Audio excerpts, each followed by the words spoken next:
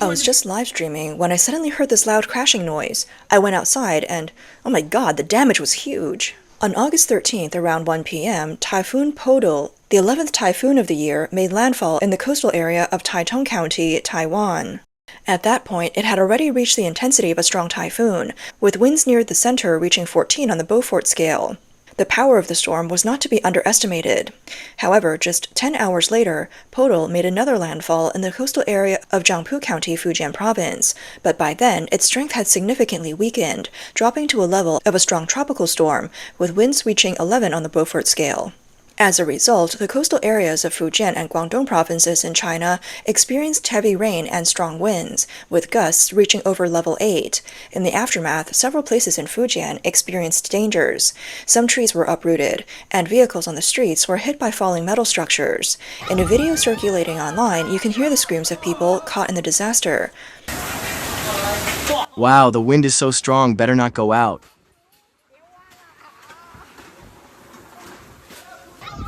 Oh my gosh, my car. In Putian City, shows the ground covered with fallen leaves, and a metal frame is blown over, crushing a car passing by. It's still unclear if anyone was injured. In Fujian City, a power generation device was also knocked over by the strong winds. Photos from the scene show the device's frame broken in half, with the blades of the wind turbine visibly damaged. The scene was incredibly dangerous. A netizen from Quanzhou mentioned that although it didn't rain, the wind was incredibly strong, and trees fell on parked cars downstairs. He said, "I live on the 6th floor, and the whole building was shaking. It felt like the wind could blow our home away." At the same time, many people reported that the highways from Fujian to Guangdong were closed. According to official news, the typhoon had a significant impact on multiple transportation routes. The Xiamen-Kinmen and Quanzhou-Kinmen ferry routes were completely suspended. Some trains on the Beijing-Guangzhou and Beijing-Zhejiang railways were also cancelled, along with train services on the Hangzhou-Shenzhen, Ningbo-Guangzhou, and Meizhou-Shantou high-speed rail lines. Air travel was also severely disrupted.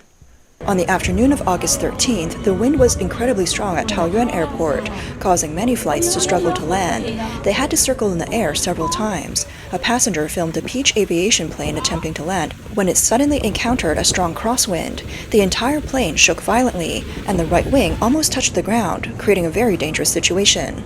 The passengers and onlookers were all terrified and screamed loudly.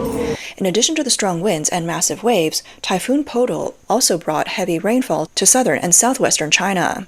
The outer cloud bands and moisture transport from the typhoon caused heavy to torrential rain in Guangdong, Guangxi, Fujian, Yunnan, and Guizhou. A netizen filmed a video saying, "The rain is coming down so hard, for half an hour, and it's already flooded." Another netizen, stuck on the road because of the heavy rain, filmed a video and complained, Where are the traffic police on Jiwa Road? If they don't come soon, all the cars are going to be flooded. A resident in Foshan, Guangdong said, "Typhoon Podul is so strong. The heavy rain hit Shishan and the whole city became flooded. The roads around Changhua International and Hujing Bay are completely submerged. All the cars behind me are underwater and can't move."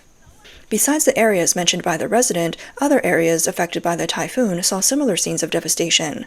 Many vehicles were pushed forward by the rushing water, drifting like small boats. Some cars were even lifted by the flood and swayed like pieces of paper in the water. Videos from the scene show that the roads had turned into raging rivers, with vehicles and debris floating in the water. A resident riding an electric bike had their entire vehicle swept away by the floodwaters. One netizen filmed herself standing in waist-deep water, completely soaked by rain. Around her, the area had turned into a vast ocean, with several cars half submerged, making it look as though she was standing in the middle of the sea. Some netizens found their homes completely flooded, with sewage pipes and bathrooms overflowing with water.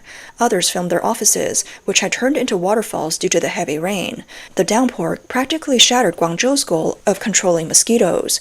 Before the typhoon hit, Guangzhou had installed mosquito nets at many drain outlets to control the recent outbreak of chikungunya fever. However, when the rain came, the mosquito nets not only failed to work, but were also washed away, rendering all the previous efforts useless. On August 15th, a heavy rain in Foshan, Guangdong caused the entire market to turn into a pond. The reason behind this was that the government had installed mosquito nets at the drainage outlets, which blocked the drainage system. As a result, the rainwater couldn't flow out and eventually flooded the market. After the storm, netizens humorously commented on social media, joking about how the expert advice in Foshan was to install mosquito nets in the drainage system to prevent disease transmission.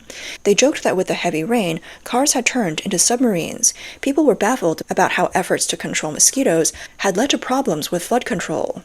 The debate of whether mosquito control or flood prevention should take priority quickly became a hot topic. One netizen commented that Guangzhou's mosquito control efforts weren't limited to just installing nets in the drains. In certain key areas, the authorities had taken a more drastic approach to completely cutting off the disease vector. They sealed off some of the drain outlets with cement or other hard materials. Another person filmed an incident in Foshan where workers had been killing mosquitoes in a resident's yard, and afterward they sealed the drainage pipes in the vegetable garden with cement. The official explanation for blocking the drains is environmental sanitation management. It was aimed at preventing mosquito breeding and disease transmission. However, many netizens view this as akin to completely blocking off the city's capillaries, which are essential for drainage. The consequences quickly became apparent. A light rain, which should have washed away smoothly, instead rapidly flooded the streets. When heavy rain followed, the water quickly accumulated in large areas, turning into severe flooding in no time. In addition, Guangzhou and Foshan have recently launched large-scale mosquito eradication campaigns, spraying the streets, communities, and water bodies throughout the city, relying on pesticides. However, research by experts from the Chinese Academy of Sciences negated these efforts. The local mosquitoes in Guangzhou have developed 100% resistance to these chemicals. In other words, the more pesticide used, the more resilient the mosquitoes became. Ironically, while the pesticide failed to kill the mosquitoes, it caused significant harm to the ecosystem. Large amounts of pyrethroids reduce the populations of natural predators such as dragonflies and frogs, which feed on mosquitoes, the disruption of the food chain throughout the ecological balance. As a result, mosquitoes not only survived, but lost their natural predators, leading them to breed uncontrollably. No wonder netizens commented, "This is like killing 1,000 enemies but injuring yourself 800. In the end, the mosquitoes remain and the city's defenses collapse first." Additionally, there's the formalized turning over pots and draining water campaign. Local streets have called on residents to clean up stagnant water and dump water from flower pots, all under the banner of national mosquito eradication. However, the actual execution is superficial, with many places merely taking a few photos as a formality and not addressing the root cause of mosquito breeding. One netizen sarcastically said, "Are they treating mosquitoes or faking KPIs? In the end, it becomes a photo op."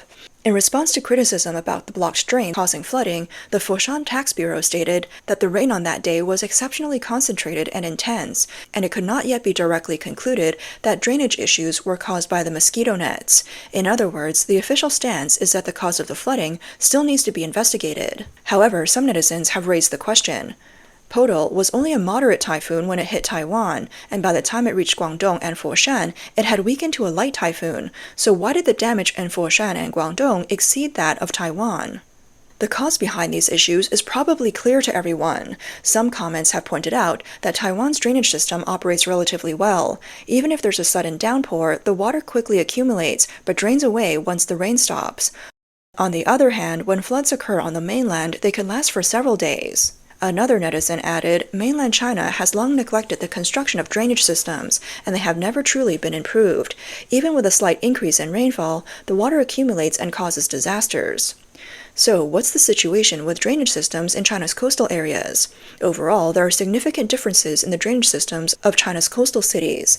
In major cities like Shanghai, Guangzhou, and Shenzhen, recent years have seen upgrades to rainwater networks and pumping stations through the Sponge City pilot projects. In some areas, rainwater can be drained quickly after a downpour. However, in many other cities across the country, drainage facilities remain outdated, with low design standards, making it difficult to handle heavy rainfall. Many reports point out several key issues with the current drainage systems. First, investment has been insufficient, and the construction of underground networks has lagged far behind, with upgrades and expansions being delayed. Second, natural conditions have been destroyed, as urbanization has led to the paving of ground surfaces and the filling of wetlands, eliminating areas that could absorb and infiltrate water. Third, planning has been scattered, with drainage facilities being built by various departments without coordination, leading to inefficiency. This is especially the case in older cities, where underground networks were originally designed to lower standards, and their capabilities vary, making it difficult to create an effective flood prevention system. Looking at cases from recent years, Guangzhou and Shenzhen experienced large-scale flooding in 2010 and 2012, exposing clear weaknesses in their drainage systems. The government proposed the concept of sponge cities to improve infiltration, retention, storage, purification, use, and drainage of water. This policy had had some success in pilot cities and has been effective at alleviating issues in light rain. However, its design mainly targets regular rainfall, and its ability to handle extreme downpours is still limited. In other words, even without the so-called epidemic-related drainage blockages, the existing drainage systems still struggle to prevent urban flooding. As of 9 a.m. on August 14th, Taiwan had reported 1 death in Kaohsiung, 1 person missing in Jiayi, and 143 injuries. Additionally, 313,000 households were without power, and dozens of flights were cancelled. In stark contrast, the Chinese Communist Party has not yet released official data on how many people were affected by the typhoon or how many casualties occurred. While reports from various regions mentioned destroyed houses, roads being cut off, power outages, cancelled flights, and severe flooding, authoritative sources have not provided clear numbers. Many speculate that the information is still being compiled and verified, but the delayed release of this data has left the true scale of the disaster shrouded in uncertainty. The latest reports show that after Typhoon Podul moved into Sichuan, it triggered extreme weather conditions there as well. At around 9:50 p.m. on August 15th, a live outdoor performance in Mianzhu, Sichuan, was hit by sudden strong convective weather. The strong winds quickly overturned the stage trusses. At the time, singer Zhang Xinyan was performing on stage, and over 1,000 audience members were caught off guard. According to official reports, the incident caused 2 deaths and 3 serious injuries. However, multiple eyewitnesses revealed that the audience had not received any evacuation warnings before the strong wind arrived. By the time the wind picked up and the stage began to shake, it was too late to organize a safe evacuation. Video circulating online show the white canopy above the audience area being blown apart, almost losing its support. Shortly after, the framework at the top of the stage began to sway and suddenly collapsed. Large structural pieces fell directly onto the most densely packed areas of the crowd. Screams and cries filled the air as chaos ensued. One audience member recalled, "The wind was so strong and the roof felt like it was being torn apart. I didn't expect the steel frame to come crashing down the next second." What was supposed to be a lively performance quickly turned into a disaster. The injured have been taken to the hospital for treatment, and investigations and recovery efforts are ongoing. In other parts of Sichuan, the storm continued to wreak havoc. On August 16th, Ya'an experienced extreme weather conditions, with a video showing a car struggling to move through the storm amid thick fog. In Chengdu, Sichuan, pedestrians were seen struggling to walk through the storm, nearly being blown away.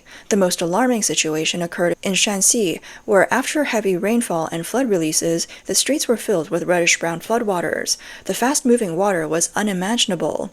A netizen who filmed it said, "This isn't a road. How can there be so much water on the road?" After the rainstorm, a huge roadside building was torn down by the strong winds, collapsing with a loud crash. Nearby, a car was flipped upside down, as though it had been thrown by the wind.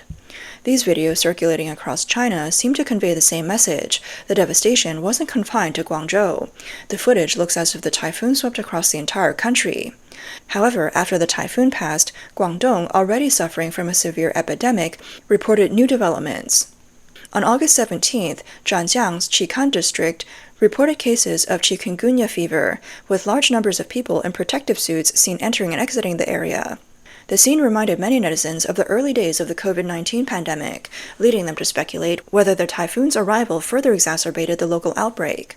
Some netizens analyzed the reasons behind the worsening epidemic, citing several key factors. First, the typhoon brought heavy rain, filling streets, low-lying areas, and abandoned containers with water, creating the ideal breeding grounds for mosquitoes. In Guangzhou's hot and humid environment, mosquitoes can complete a generation in just about a week, leading to a rapid increase in their numbers. Finally, the aftermath of the typhoon caused the environment to deteriorate, with exposed garbage and people being more susceptible to exposure to stagnant water during cleanup and rebuilding. If there are imported cases at this time, they can easily spread through mosquito vectors. In this context, measures originally meant for epidemic prevention ironically became a driving force for the spread of the epidemic. With a continued high temperature, it's possible that the mosquito-borne epidemic in Guangzhou and surrounding areas could worsen.